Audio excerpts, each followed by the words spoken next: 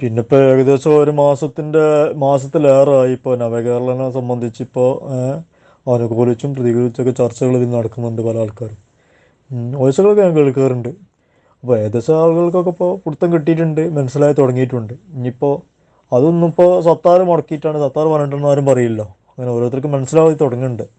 ഏഹ് കാരണം നമ്മൾ ഒരുപാട് കാര്യങ്ങൾ മനസ്സിലാക്കുന്നുണ്ട്. നമ്മളെ വാർഡിൽ നമ്മൾ മറ്റുള്ളവർക്കൊന്നും വേണ്ട, നമ്മളെ വാർഡിൽ നമ്മൾ പറഞ്ഞ് നമുക്ക് വേണ്ടിയിട്ട് വോട്ട് ചെയ്ത ആളുകളുണ്ട്, ഒരുപാട് ആളുകൾ. ഞാൻ എണ്ണി എണ്ണി പറഞ്ഞുതരാം. പിന്നെ 10-12 ആൾക്കാർ നമ്മൾ ചേർത്ത് കൊടുത്തതിനുണ്ട് പെൻഷൻ. ആ ആൾക്കാർ ആ പെൻഷൻ കിട്ടിയിട്ട് കാര്യങ്ങൾ നടത്തേണ്ട ആളുകളുണ്ട്. ഒരു 1600 റുപ്യ പെൻഷൻ കിട്ടിയിട്ട് ജീവിക്കുന്ന ആൾക്കാർ നമ്മളെ വാർഡിലുണ്ട്. ഇല്ല നിങ്ങൾക്ക് ആർക്കെങ്കിലും പറയാൻ പറ്റുമോ? ഞാൻ തെളിവ് സഹിതം ഞാൻ അങ്ങ് കൊണ്ടുപോയി കാണിച്ചു തരാം അവരെ എങ്ങനെയാണ് കഴിയണത് എന്നുള്ളത്. അവരോട് നേരിട്ട് ചോദിച്ചാൽ നിങ്ങൾക്ക് മനസ്സിലാവും. ആ 1600 റുപ്യ പെൻഷൻ കൊടുക്കാനില്ലാത്ത നമ്മുടെ ഗവൺമെൻറ് കോടിക്കണക്കിന് ഉറുപ്പ്യാണ് ലാപ്സായി ചിലവാക്കുന്നത്. ഓല് ഡാൻസും കൂത്തും ഗാനമേളയും 5 സ്റ്റാർ ഹോട്ടലിലെ ഫുഡും കഴിച്ചിങ്ങനെ തോത്ത് കൊടുത്തിട്ട് ഇങ്ങനെ എന്താ ആർമാദിച്ച് നടക്കുന്നുണ്ട്. അതിനെ ന്യായീകരിക്കാൻ കുറേ ആൾക്കാർ. അതാ പറഞ്ഞത്, എന്തെങ്കിലും നക്കാപ്പിച്ച കിട്ടുമ്പോൾ അവിടെ ന്യായീകരിക്കാനും ഇതിനും അതിനൊന്നും എന്തായാലും സാധാരണ കിട്ടില്ല, അത് ഉറപ്പാണ്. അപ്പോൾ എന്തെല്ലാം വിഷയങ്ങൾ ഇപ്പോൾ നമ്മളെ പഞ്ചായത്ത് തന്നെ ഉണ്ട്. എന്നിട്ട് അതൊന്നും ഇതുവരെ ശരിയാക്കാനോ അതല്ലെങ്കിൽ അതിനോ ന്യായീകരിക്കാനോ ഈ ആൾക്കാർക്കൊന്നും താല്പര്യമില്ല, സമയമില്ല. ഇതിനും വേണ്ടിയിട്ട് ഇങ്ങനെ എന്തെല്ലാമാണ് ഈ തമ്മാടിത്തരത്തിന്. ഇനിയിപ്പോൾ അതൊക്കെ പോട്ടെ, ഞാൻ ഒന്നാമത്തെ വോയിസിട്ട് വരാൻ കാരണം എന്താ വെച്ചാൽ ഇന്നലത്തെ ഒരു വിഷയം നോക്കിപ്പോൾ ഇന്നലെ വണ്ടിപ്പെരിയാറിൽ ഇന്നലെ ബലാത്സംഗം ചെയ്ത് കൊന്ന് ഒരു കുട്ടീനെ ഒരു തമ്മാടി, ഒരു സഖാവാണ്. ഒരു സഖാവായതുകൊണ്ടാണ് ഓന് പേരിൽ ഇന്നലെ തെളിവുകളൊന്നും ഇല്ല എന്ന് പറഞ്ഞുകൊണ്ട് ഓൻ ഇന്നലെ ഇറങ്ങിപ്പോന്നത്. ഓൻ്റെ പേരിൽ കേസൊന്നുമില്ല, ഓനൊരു സഖാവായതുകൊണ്ടാണ്. അല്ലാതെ നിങ്ങൾക്ക് പറയാൻ പറ്റുമോ? അതിന് വേണ്ടിയിട്ട് നമ്മളെ നേതാക്കന്മാരും നമ്മളെ പാർട്ടിയും ഒരുപാട് അതിന് വേണ്ടിയിട്ട് ചെയ്തിട്ടുണ്ട്. ഇല്ലാതെ നിങ്ങൾക്ക് ആർക്കും പറയാൻ കഴിയില്ല.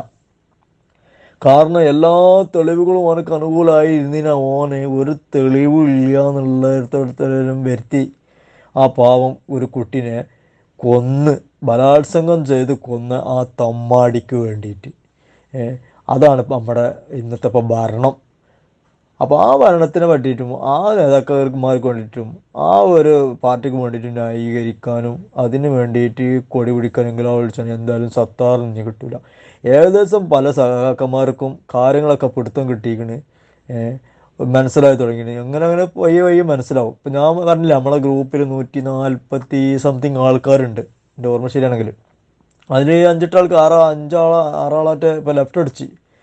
അപ്പോൾ ആ ലെഫ്റ്റ് അടിച്ച ആൾക്കാരൊക്കെ ഇപ്പോൾ ലെഫ്റ്റ് അടിച്ച് സത്താർ പറഞ്ഞിട്ടല്ലല്ലോ.